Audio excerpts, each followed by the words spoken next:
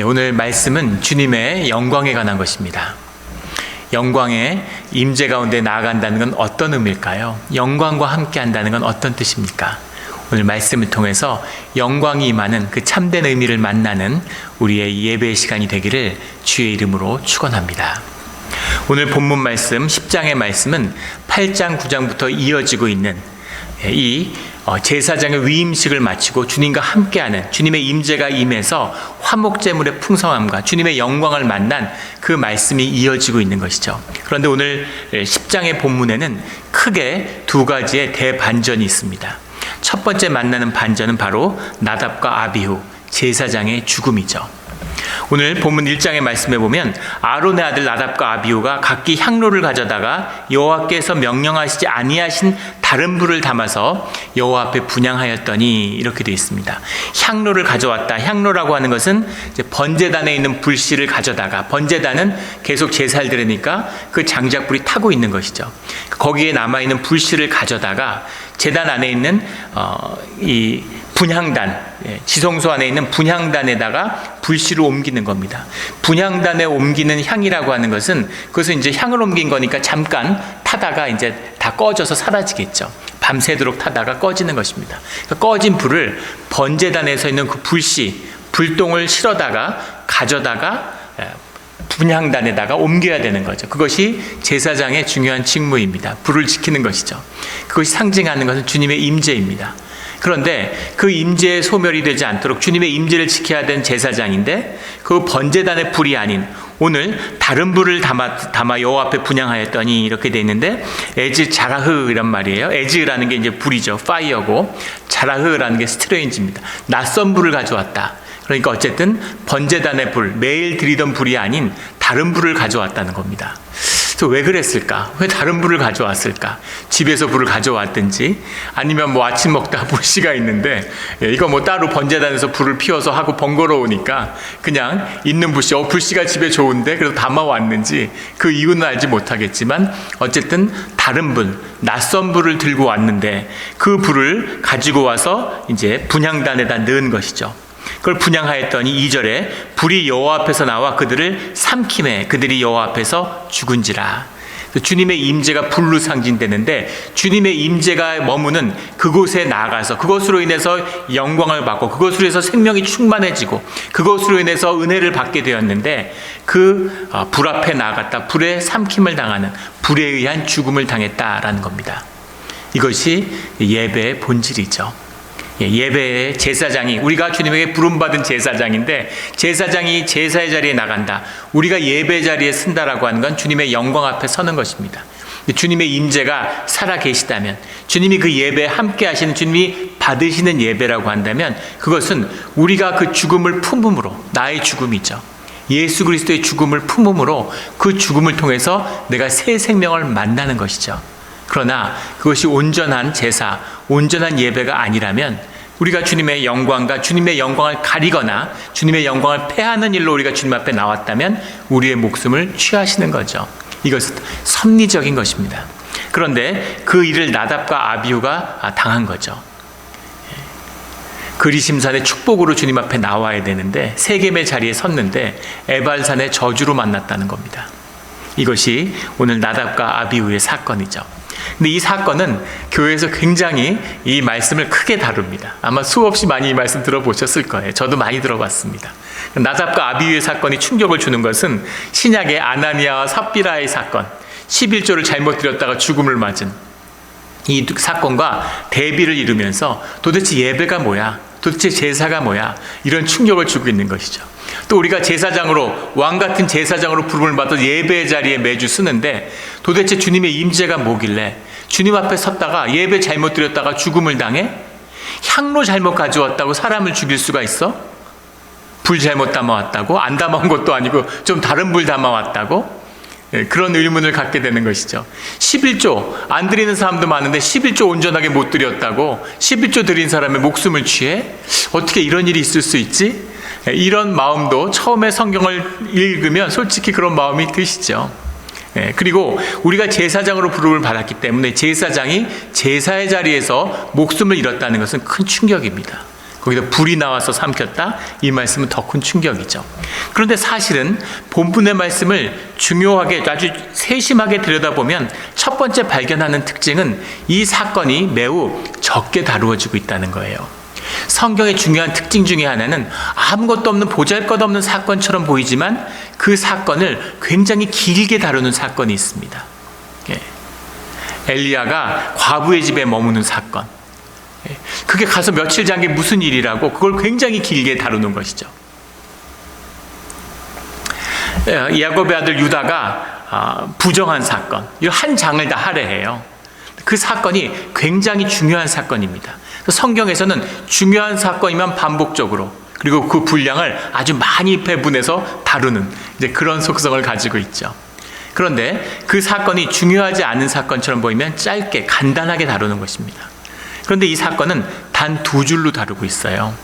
2줄로 다루었다는 것은 성경의 관점에서는 그렇게 큰 사건은 아니었다는 겁니다. 그런데 왜 우리는 이것을 그렇게 큰 사건으로 받아들일까요? 왜 이걸 굉장히 중요한 사건으로 받아들이게 될까 하는 겁니다. 우리가 제사장으로 부름을 받았기 때문이겠죠. 그런데 그 말씀의 맥락은 분명합니다. 8장 9절의 말씀은 뭐냐면 말씀대로 여호와의 명령대로라는 말씀이 계속 반복적으로 나오는데 주님의 말씀을 받아서 순종했더니 복이 임하더라 이거예요. 이것을 분명히 만나고 경험하는 사건이죠. 그런데 오늘 본문은 말씀대로 하지 않았기 때문에 죽음을 맞았다는 겁니다. 그런데 중요한 것은 뭐냐면 말씀대로 한다는 게 무엇이고 말씀대로 하지 않았다는 것의 의미가 무엇인가 하는 것을 살피는 것이 첫 번째겠죠. 오늘 첫 번째 우리가 만나야 할 진실은 무엇이냐면 5절에 나오는 말씀입니다. 그들이 나와 모세가 말한 대로 그들을 옷 입은 채 진영 밖으로 메어내니, 모세가 자기 조카들이잖아요. 사촌들을 불러서 그들을 진영 밖으로 메어내라 이렇게 얘기하고 있는 겁니다. 그들을 옷 입은 채 진영 밖으로 메어내니 라는 말의 의미는 뭐겠어요? 오늘 본문에 나오는 삼키다 라는 말, 9장 24절에 불사른지라 라는 말과 같은 말인데 우리 개역개정에서 늘 나타나는 문제죠. 같은 말을 다른 언어로 이제 번역을 한다는 거예요. 와토칼이라고 하는 말인데 앞에서는 살랐다 이렇게 되어 있고 여기서는 삼켰다라고 하니까 불이 나와가지고 완전히 그들을 가져가 버린 것처럼, 그들을 그냥 완전히 싹 살라버린 것처럼 그렇게 이해될 수 있는데 5절의 말씀을 보면 그들의 생명만 거둔 것이지 몸도 그대로 있고 옷도 입은 채로 있었다는 거죠. 이런 일이 있을 수 있겠습니까? 불이 덮쳤는데 사람이 죽었는데 옷이 타지 않았어요. 이런 일이 있을 수 있을까요? 그런데 기적의 사건이죠. 향단에서 불이 나와가지고 사람을 삼켰다는 것도 기적의 사건이지만 이 이적의 사건에 더 놀라운 것은 옷은 그대로 있고 몸에 그 시체도 그대로 있었다는 겁니다. 왜 그랬을까요? 왜 이렇게 놀라운 사건을 통해서 옷을 입은 채 메어내니 라는 말씀을 하셨을까라는 거죠. 옷이 무슨 옷입니까? 제사장의 옷이에요. 제사장의 옷은 진영 밖으로 나갈 수 없습니다. 그런데 제사장의 옷을 입은 채로 진영 밖으로 메어냈다는 건 부정을 탔기 때문에, 이미 부정한 옷이 되었기 때문에 제사장의 옷이 진영 안에 머물 수 없다는 것이죠. 그렇으면 살라버리고 태워버리지 왜 옷은 남겼을까? 제사장의 소명과 제사장의 직분은 남아있다는 겁니다. 제사장으로서 죽음을 맞이했다는 얘기죠. 시체가 남아있다는 건 무슨 의미겠어요? 부활의 약속이 사라지지 않았다는 겁니다. 시체를 살랐다는 건 뭐냐면 영원한 버림을 받은 악인으로서 정죄를 받았다는 뜻이에요. 그런데 이스라엘에게 있어서 몸이 살라지지 않았다는 얘기는 부활의 소망이 있다는 얘기입니다. 이 의미는 뭐냐면 이 둘이 죽음을 당했지만 이것이 그들에 대한 심판이나 멸망을 의미하는 것은 아니라는 겁니다.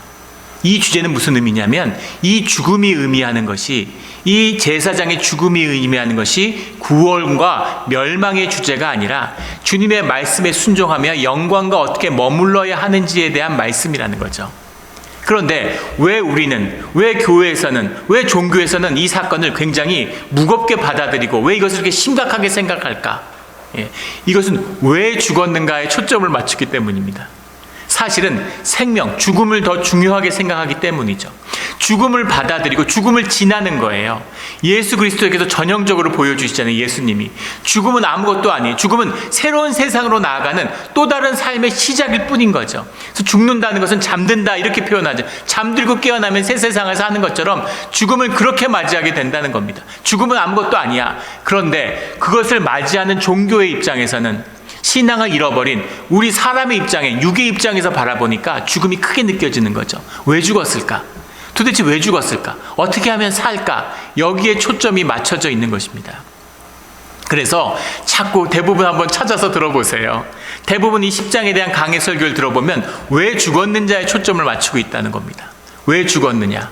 첫 번째는 말씀대로 하지 않았기 때문에 죽었다는 거죠. 정말 그럴까요? 말씀대로 하지 않아서 향로에 불을 잘못 담았기 때문에 죽었다. 물론 주님의 거룩함과 주님의 임재가 있기 때문에 그것을 지키지 않는 것이 죽음으로 귀결된 건 맞아요. 그런데 그 작은 실수 때문에 목숨을 걷어갔다? 정말 그럴까요? 그게 진짜라면 뒤에 8장부터 20절까지에 나오는 말씀하고 맞지 않습니다. 왜냐하면 아론이 이 사건이 있은 다음에 또 말씀을 어겨요. 이 말씀을 어떻게 여기냐면, 제사를 지내고 소제를 지내고 번제를 드려서 남은 것을 너희가 회막문 안에서 먹어야 된다. 그 먹는 것이 단순히 배를 채우는 게 아니라는 걸 우리가 여러 번 나누었죠. 사람들의 아픔을 17절에 가면 너희가 회중의 죄를 담당하여 그들을 위하여 여호와 앞에 속죄하게 하려고 너희에게 주신 것이니라.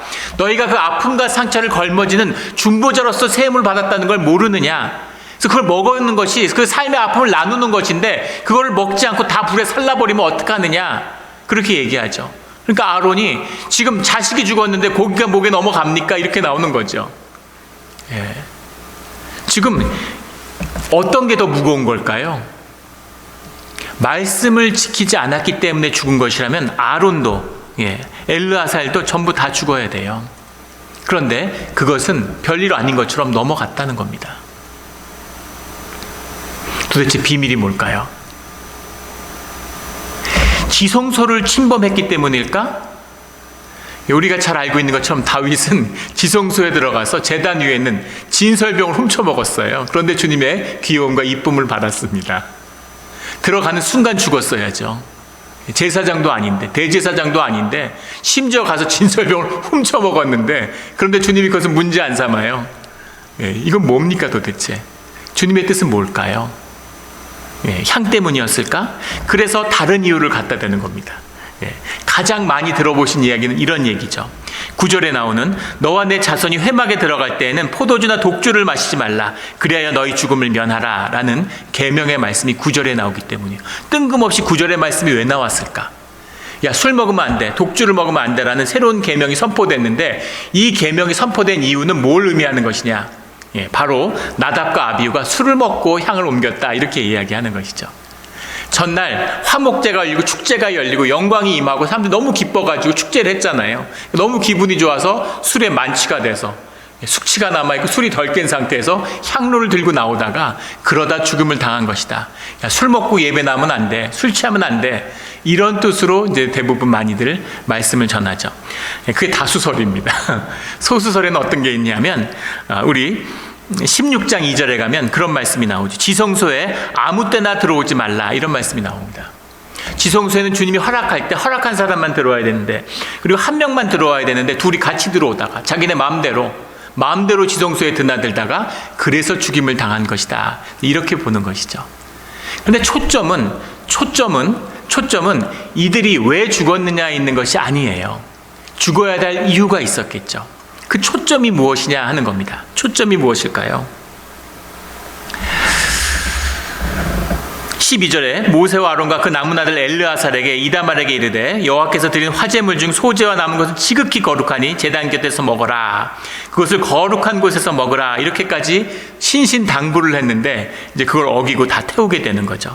그러자 16절에 이 모세가 노하여 이르되, 아까 말씀 나눈 것처럼 너희가 속죄하게 하려고 너희에게 주신 것인 걸 모르느냐? 너희가 제사장의 직분을 모르느냐? 이렇게 얘기하는 겁니다.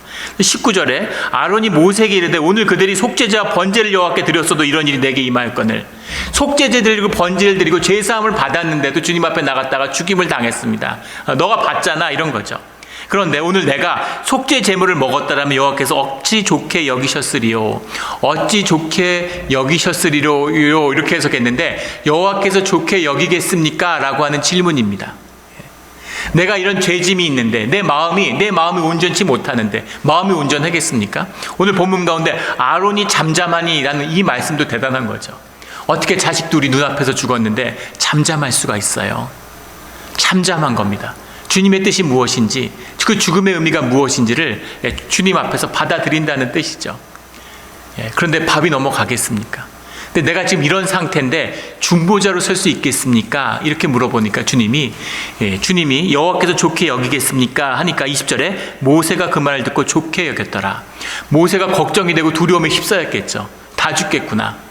그랬는데 좋게 여겼더라. 이 좋은 마음을 어떻게 좋게 여겼어요? 모세가 뭔데 좋게 여기고 나쁘게 여기겠어요? 주님이 좋은 마음을 주셨다는 거죠. 주님이 받아들이셨다는 겁니다. 주님 안에서 다시 기쁨이 회복되었다는 거죠. 이겁니다. 이 비밀이 뭘까? 제가 초등학교 다닐 때 체격이 컸습니다. 중학교 1학년 때가 지금 제 몸하고 똑같아요. 그래서 어릴 때 아들보다 머리 하나가 컸는데 우리 동네 골목에 서울 변두리에 있는 봉촌동에 그 변두리 달동네로 유명한 봉촌동에 살았어요. 지금은 좋은 동네가 됐지만 그래서 불우한 가정들이 많았습니다. 근데 우리가 살던 골목에 그 짧은 골목 한 100m도 안 되는 골목 안에 아이들이 한 200명 정도 살았던 것 같아요. 참 재밌고 즐거운 시간들이었습니다. 근데 거기에 이제 깡패 같은 친구들이 있는 거죠. 저보다 나이가 한 2-3살 정도 위였던 것 같은데 다리를 이제 하나를 못 써서 이렇게 장애우였습니다. 근데 학교는 안 다니면서 학생들에게 돈을 뜯어내는 거예요. 당시에 전문 용어로 삥을 뜯는다고 했습니다. 삥을 매일 뜯어요. 아이들을 가서 갈치도 하고 이렇게 뺏는 겁니다. 그래서 괴롭히는데 다들 무서워했어요. 아무도 저항할 엄두를 못 내는 겁니다. 그래서 제가 중학교 한 1-2학년 때 나이로 하면 저보다 한 2-3살 위였던 것 같아요. 그래서 다 두려움에 떠는데 문제는 뭐냐면 제가 그 골목에서 등치가 아이들 중에 제일 크다는 겁니다. 시간 문제지 언젠가 표적이 될 거라는 거를 느끼고 있는 거죠. 그래서 저도 이제 두려움과 불안함이 있는 겁니다. 근데 그래서 연구를 하게 되는 거예요. 왜 저렇게 두려워할까? 저 형의 그 공포는 어디서 약이 될까? 왜 애들은 꼼짝 못하고 한번 저항도 못 해보고 다 돈을 뜯길까? 그걸 유심히 보면서 이제 연구를 하는 겁니다. 근데 두려움의 이유는 2가지였다고 저는 결론 내렸는데 하나는 무시무시한 욕설에 있어요. 마치 랩을 하는 것처럼 엄청난 욕설을 퍼붓는데 그 욕을 듣는 순간 다 움츠려들고 다 두려움에 떠는 거죠. 그게 하나의 첫 번째 두려움이고 또 하나는 이 목발을 짚고 있는데 그 목발의 위력입니다. 목발을 휘두르고 목발을 들고 이러면 그게 두려움을 느끼고 목발이 흉기가 되는 거죠. 목발과 욕 그 2가지만 아니면 사실은 장애인이니까 사실 별거 아닐 텐데 그런 생각을 마음속에 하면서 매일 머릿속에 시뮬레이션을 하는 거죠. 내가 걸리게 되면 내가 그 피해자가 되게 되면 난 어떻게 해야 될까? 그래서 늘 시뮬레이션을 하면서 모의 연습을 했습니다. 그래서 욕설이 시작되기 전에 먼저 선제 공격을 해야 되는구나.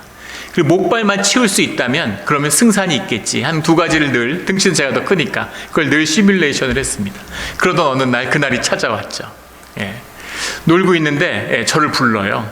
부르자마자 너 일로 와봐 이렇게 하는데 그 말이 떨어지자마자 미식축구 선수들이 돌진하듯이 그대로 돌진을 한 거죠. 그래서 가서 몸으로 부딪히니까 쓰러졌어요. 쓰러지니까 욕이 나올 욕을 할 기세도 없었고 목발을 들어서 담 밖으로 집어 던졌습니다. 그리고 몸으로 깔고 앉았으니까 완벽한 승리죠. 맞구나. 이게 되는구나. 그래서 올라타가지고 막 두들겨 패는데 정말 인생의 기억에 남는 후련하고 통쾌한 순간이었습니다. 맞았어. 이거야 바로. 되는구나. 신나게 막 패고 있는데 뒤에서 막 자지러지는 소리가 강윤아 이런 소리가 들리는 거예요. 누가 날 이렇게 부르나 애절하게 하고 돌아보니까 퇴근하던 아버지가 저를 본 겁니다. 근데 제가 평생에 본 중에서 가장 비참한 얼굴 아버지가 하고 계셨어요. 너 이리로 들어오잖아 이러고 저를 질질 끌고 집 안으로 들어가셨죠. 아버지가 대노하셨어요. 엄청나게 화가 났는데 제 5남매가 아버지가 굉장히 엄한 분이셨습니다. 그래서 형들 누나들이 엄청 혼나는 걸 보고 자랐는데 저는 야단 한 번 맞지 않았어요. 꿀밤 한 대 맞은 적 없습니다. 진짜 귀여움을 받고 자랐는데 아버지가 얼마나 화가 나셨는지 야, 장애인을 때리냐? 어떻게 장애우를 때릴 수가 있냐고, 장애인을 어떻게 때리냐고. 아버지가 너무 비통해 하시는 거예요. 저하고는 전혀 다른 관점이에요. 저는 그 승리의 기쁨, 사실 칭찬받아야 될 것 같은, 내가 그 악과 맞서서 승리했는데, 이겼는데 너무 자랑스러운 거죠, 내 자신이. 근데 아버지는 저를 너무 비참하게 보시는 거예요. 아버지가 처음이자 마지막으로 가서 회초리 가지고 오라고, 회초리를 가지고 오라고 그러지만, 저는 진짜 아버지의 야단에 전혀 동의할 수 없는, 내가 뭘 잘못했는데, 내가 잘못한 게 없고, 난 아무리 생각해도 난 잘한 것밖에 없는데 회초리를 가지고 오라고 그러는데 저도 굉장히 화가 난 거죠. 그래서 가가지고 이만한 몽둥이를 가지고 왔습니다. 때려 죽여라 이런 마음으로 그걸 가져다 주니까 아버지가 그걸 딱 드시더니만 저를 무섭게 보시다가 그냥 가라고 그러시더라고요. 그리고 나중에 어머니한테 얘기하는데, 강윤이가 그래도 자기 잘못을 아주 깨우친 것 같다 그러면서 이거 가져온 몽둥이를 좀 보라고 이걸 회초리로 가져왔다 그러고 너무 흐뭇해 하시는 거예요. 전혀 반성도 없고 전혀 뉘우침도 없었습니다. 근데 시간이 지나면서 똑같은 사건이에요. 근데 전혀 다른 눈으로 포커스를 보고 있다는 거죠. 저는 그 친구가, 그 형이 불황하였다는 것, 돈을 갈취한다는 것, 나를 때리려고 했다는 것, 내가 그런 악에 맞서서 골목에서 정의를 실현했다는 것을 기뻐하는 거죠. 근데 아버지는 네가 어떻게 도와주지 못할 만정 그 불쌍한 애를 때릴 수가 있니? 있을 수 없는, 어떻게 그런 일을 할 수가 있냐? 넘지 말아야 선을 넘은 것이죠. 똑같은 사건인데 전혀 다른 관점에서 보고 있는 겁니다. 다른 관점에서 보기 때문에 그 사건의 의미도 다른 것이죠. 이거예요. 이 사건의 의미, 아답과 아비후의 사건의 의미의 진정한 본질은 무엇이냐면, 이 아답과 아비후가 주님의 임재와 영광 가운데 죽는 사건이 나왔다는 것에 있는 것이 아니라, 나답과 아비후의 죽음에도 불구하고 주님 안에 있는 공동체의 코이노니아, 주님의 영광의 임재가 사라지지 않았다는 겁니다. 공동체가 깨지지 않았어요. 제사장의 죄가 있는데, 제사가 어그러졌는데, 그런데 공동체가 깨지지 않았다는 겁니다. 주님이 그 공동체를 그 죽음이 있음에도 불구하고 품고 받아주셨다는 것이죠. 왜 이걸 품으셨을까요? 왜 받아주셨을까요? 이 비밀이 오늘 이 아론의 이야기입니다. 그 말을 듣고 좋게 여겼더라. 주님은 뭘 좋게 여겼을까요? 이 아론의 깨어진 마음이죠. 자식이 죽었는데 자신의 비통한 마음, 그 마음을 가지고 주님 앞에 진실되게 나온 것입니다. 그리고 그 마음, 그 진실함으로 주님 앞에 쓰는 것을 주님이 좋게 받으셨다는 거예요. 이것이 주님 앞에 서는 예배자, 제사장의 참된 모습이라는 겁니다. 뭘 지키고 뭘 지키지 않는 것이 아니에요. 초점은 그 마음을, 무슨 향을 가지고 오고 소를 잡고 양을 가지고 가죽을 벗기고, 너희들이 거룩함과 경경함과 구별함으로 내 앞에 나오라는 뜻이지, 그렇게 드린다고 해서 주님과 하나가 되는 것이 아니라는 겁니다. 주님과 하나 되는 것에는 너희의 진실과 너희의 자원하는 마음, 그 마음, 너희를 받는 것이지 너희가 가져온 무엇을 받는 게 아니야. 너희의 조건을 받는 게 아니야. 너희의 옷을 받는 게 아니야. 너희의 가죽을 받는 게 아니야. 너를 받는 거야. 이 뜻이 들어있는 거죠. 그 진실을 가지고 주님의 영광 앞에 나오면 그 영광 안에서 우리의 수치와 아픔과 괴로움을, 그 죽음을 만나지만 그 죽음을 품게 되면, 진실하니까 그 진실함을 만난 자들은 주님과 하나가 될 수밖에 없습니다. 고의로 나답과 아비후가 악인이었다는 어떤 얘기도 없어요. 그들이 고의로 죄를 지었다는 어떤 말씀도 없습니다. 세상에 어떤 사람이 고의로 죄를 짓고 주님께 고의로 대적하겠어요? 그런 피조물은 없습니다. 주님의 임재 앞에 나왔는데 왜 임재 앞에서 주님의 인도하심을 받지 못해요? 왜 충만함을 받지 못해요?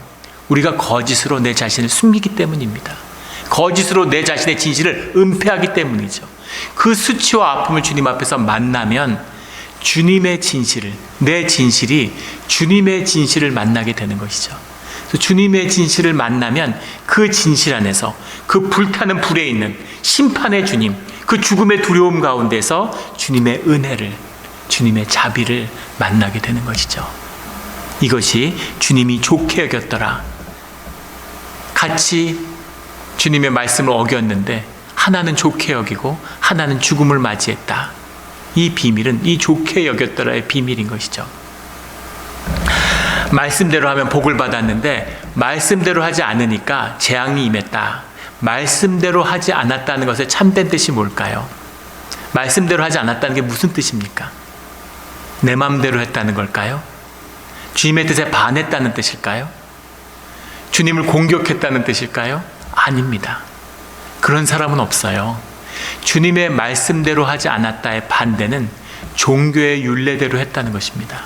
종교의 의식대로, 하던 대로, 살던 대로, 익숙한 대로, 우리의 경험대로 그렇게 주님 앞에 나와서는 주님의 영광 앞에서 우리가 당할 것은 죽음밖에 없는 것이죠. 그 거짓이 불타는, 그 거짓이 깨지는, 우리 경험이 파해지는.